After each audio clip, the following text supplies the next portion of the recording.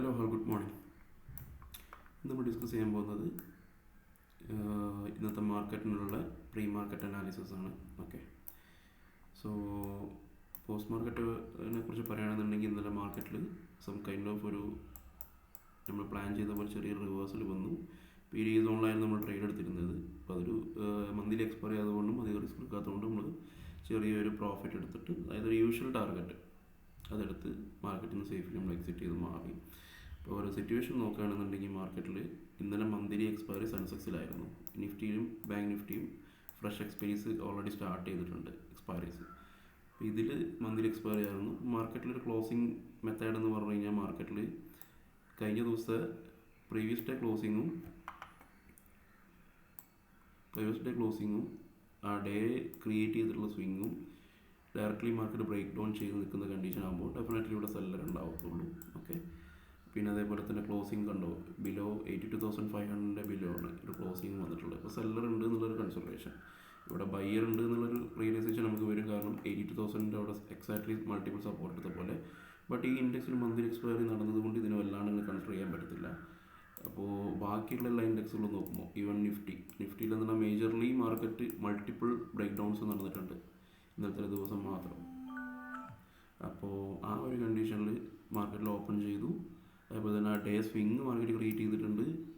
25,000 ലെവലുണ്ട്, previous day closing range ഉണ്ട്. ഈ മൂന്നിനെയും market last അറ്റംപ്റ്റിൽ, അതായത് ഒരുപാട് ഒരു കൈൻഡ് ഓഫ് വോളറ്റാലിറ്റിക്ക് ശേഷം മാർക്കറ്റ് ബ്രേക്ക് ഡൗൺ ചെയ്തിട്ടുണ്ട്.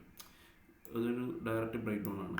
അപ്പോൾ അതിനുശേഷം മാർക്കറ്റിൽ എന്തായാലും ഡെഫിനറ്റ്ലി ഇവിടെ ഇരിക്കുന്നത് സെല്ലേഴ്സ് ആയിരിക്കും. കാരണം ഈ ലെവലിൻ്റെ ബിലോ ആയതുകൊണ്ട് മാക്സിമം ഇൻട്രസ്റ്റ് സെല്ലേഴ്സിനായിരിക്കും. ഈവൻ മാർക്കറ്റിൽ ഈ റീട്രേസ്മെൻറ്റ് നടന്നിട്ടുണ്ടെങ്കിലും സെല്ലർ മാർക്കറ്റിൽ പൊസിഷനിൽ എക്സിറ്റ് ചെയ്തിട്ടുണ്ടാകത്തില്ല. അപ്പോൾ ആ ഒരു റിയലൈസേഷൻ, ആ ഒരു പ്രോബബിലിറ്റി കൺസിഡർ ചെയ്തിട്ട് മാർക്കറ്റിൽ നമുക്ക് ഫീൽ ചെയ്യുന്നത് ബൈയിങ്ങിനുള്ള ഓപ്പർച്യൂണിറ്റിയാണ്. Okay, flat gap up something ബൈയിങ്ങിനുള്ള ഓപ്പർച്യൂണിറ്റിയാണ് എനിക്ക് പേഴ്സണലി ഫീൽ ചെയ്യുന്നത്. ആൻഡ് ഈവൻ ബാങ്ക് നിഫ്റ്റിയിലും നമുക്ക് കുറച്ച് കൺസേൺ ഉണ്ട്. ബാങ്ക് നിഫ്റ്റി നിൽക്കുന്നത് 61,000 ആണ്. ബട്ട് ഈ ഒരു മൊമെൻറ്റത്തിൻ്റെ പ്രത്യേകത എന്താണെന്ന് വെച്ച് കഴിഞ്ഞാൽ ബാങ്ക് നിഫ്റ്റിയിലും ഇതുപോലെ തന്നെ ആ ഡേ സ്വിങ്, അതേപോലെ തന്നെ previous day closing range 61,000 break down നടന്നതിന് ശേഷം മാർക്കറ്റ് ഇവിടെ സെല്ലർ ക്രിയേഷനാണ് നടന്നിട്ടുള്ളത്. അപ്പോൾ ആ സെല്ലർ മാർക്കറ്റ് എടുത്ത് ആൻഡ് മാർക്കറ്റിന് റീറ്റെയിൽ പാർട്ടിസിപ്പേഷനുള്ളൊരു time or something market create ചെയ്തിട്ടില്ല. അപ്പോൾ ആ ഒരു കണ്ടീഷൻ വെച്ച് നോക്കുകയാണെങ്കിൽ മാർക്കറ്റിൽ ഈ മൊമെൻറ്റം അങ്ങ് കണ്ടിന്യൂ ചെയ്യുമെന്നുള്ളൊരു റിയലൈസേഷനിലാണ്, ആ ഒരു പ്രോബബിലിറ്റിയിലാണ് നമ്മൾ ഇരിക്കുന്നത്. അപ്പം എന്തിനായാലും ഓപ്പണിങ് നല്ല രീതിക്ക് കിട്ടണം. ഈവൻ നമ്മൾ ട്രേഡ് എടുക്കുന്നത് സെൻസെക്സിലാണ്.